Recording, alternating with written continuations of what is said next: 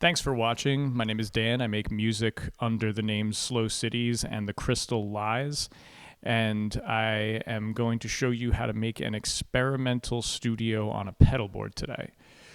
To look at our table of contents, we'll see 1, what is our intention doing this? 2, how do we actually set this up using the Blackbox, some external effects and a mixer? 3, what does it sound like in practice? You'll hear a before and after occurring with this track. And 4, how else could we push this? I'll try to give you some helpful tips that will make this process make a little bit more sense. So first off, here's the intention. Over the summer, I was writing the song that you're now beginning to hear in the background, and I did it in Ableton. And Ableton I find is great for certain things. If I want to sit down and write a song from start to finish, it's probably the way I'm doing it. Here, I worked with a typical 1-5-4 chord progression in A major. I followed that 2-loop rule for song arrangements. And the last thing I did, which was new for me, is I added a Vocaloid singer, which is something I never had done before. I'm super into the Cocteau Twins, as you're going to hear when you listen to this track, and I just didn't have anyone in my world who was around to sing.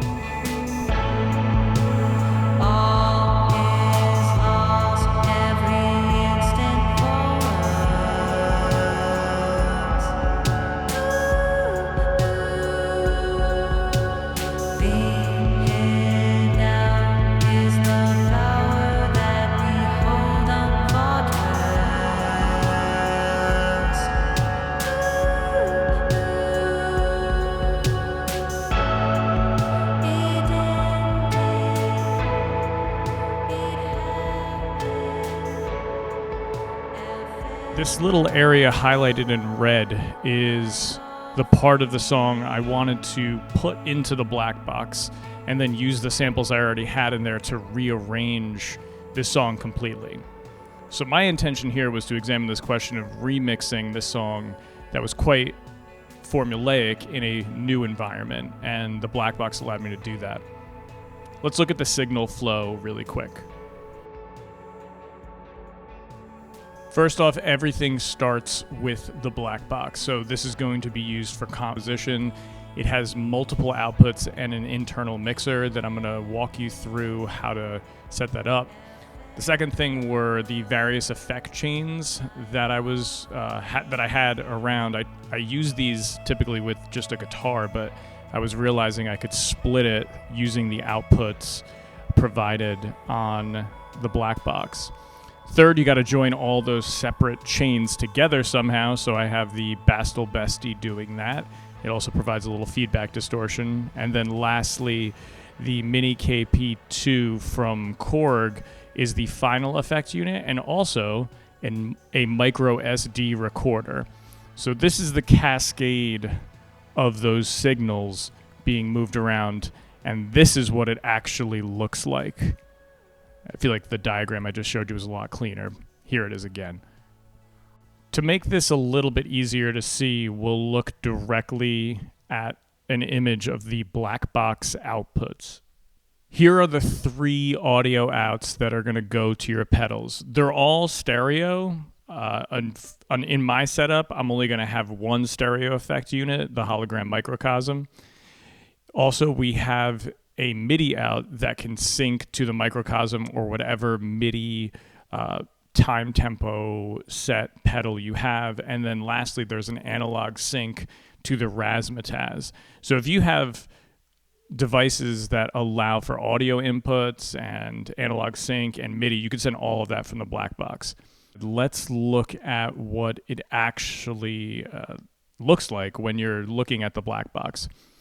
Here you can see the 16 samples that I'm going to manipulate in this patch.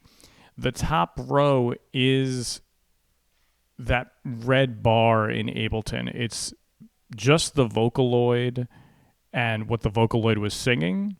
And most of that is going to be sliced up and sent through the microcosm. And then one of those voice hits is going to be sent through a chain of pedals that are based around filtering and delay.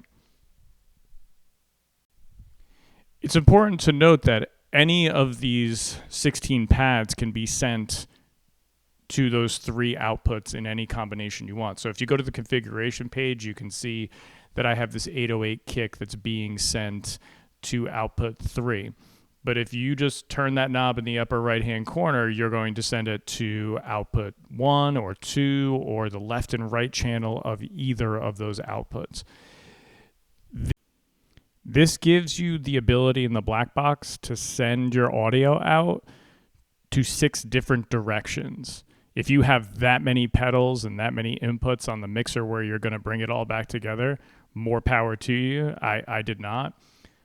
In this case, I am only using 3 of these outputs. I would like to note this also applies not just to audio signals, but to CV as well. I've done that before in the black box, but that's a whole nother situation. The last thing I want to point out here is on the effects page, do not use effects 1 and 2, the reverb and delay, unless you want to send that to output 1. It took me a while to figure out what was happening, where I was hearing things in the microcosm that I didn't want on the microcosm, but it was because the microcosm was my output 1, and if you turn up the sends on FX 1 and 2, it's going to go to output 1. The next thing we have to discuss is the output leveling and the panning. If you have stereo effects pedals, all of the panning that you do in the black box is going to expand that stereo field. And if you listen to the final performance that you're about to see, you're going to hear there's different effects appearing on the left and right channel, but that's only because of the microcosm. My other pedals are mono, so you're not going to get that effect. The other thing I would say is certain pedals definitely have a different tolerance for signals, so go to your tool page and make sure that when you're setting your outputs on 1, 2, and 3, that they aren't leading to clipping with your pedals. It took me a little bit of trial and error. I found that with the microcosm in particular, I could drive it a little bit more because it could tolerate line input signals, but I'm a little bit kinder, as you'll see, to output 2 and 3, where I reduced the volume somewhat, and I think it works. All right, let's see how this looks and sounds in practice.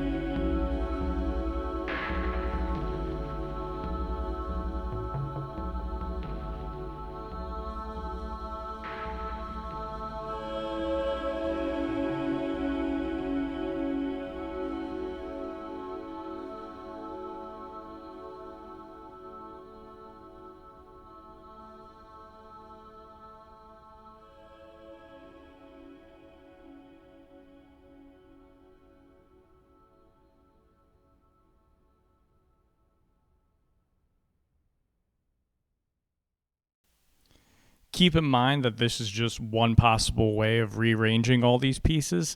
And I like experimenting with this in a live format if I'm performing out.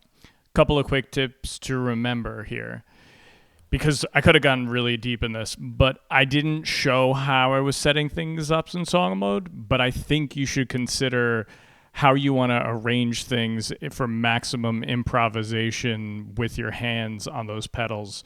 Also, there are LFOs built in to the Blackbox. Use them for dynamic variation. I touched on the panning idea. If you have 3 sets of stereo effects, use that panning to your advantage. And lastly, I didn't even have a MIDI hosted device in here for the triggering of pads or for the playing of keys. You could be doing all of that.